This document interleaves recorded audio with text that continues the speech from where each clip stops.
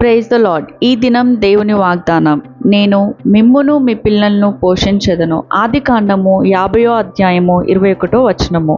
నా ప్రియ నేస్తమా, హిబ్రూ పదభావ ప్రకారము బట్టి పోషించుట అనగా భరించడం, పట్టించుకోవడం, నిలబెట్టుకోవడం అనే అర్థాలు వస్తాయి.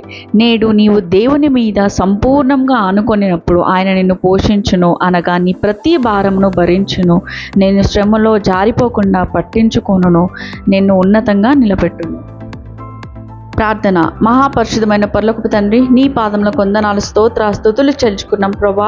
అయ్యా, మీరు మాకిచ్చిన జీవితంలో ప్రతి దినము ఉదయము, మధ్యాహ్నము, సాయంకాలము ఎడతెగక ప్రార్థించే బుద్ధిని మాకు ఇవ్వమని మొరపెడుతున్నాం ప్రభా.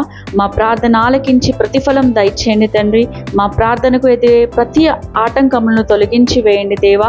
అయ్యా, పాపం మమ్మల్ని ఏలనీయకుండా మేము పరిశుద్ధంగా జీవించుటకు సహాయం చేయండి తండ్రి.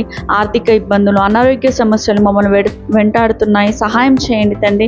స్వస్థపరచండి తండ్రి. మీరు చేసిన మేలును బట్టి ప్రతి దినం మిమ్మల్ని స్తుతిస్తూ మీ అద్భుత క్రియలను, ఆశ్చర్య కార్యములను అనేకులకు వివరిస్తూ మా కొరకు మీరు చేసిన త్యాగంను, మీ రాకడను జనులకు ప్రకటిస్తూ మీకు ప్రియమైన శిష్యులుగా జీవించే ధన్యత మాకు ఇవ్వమని వేడుకుంటున్నాను నా తండ్రి.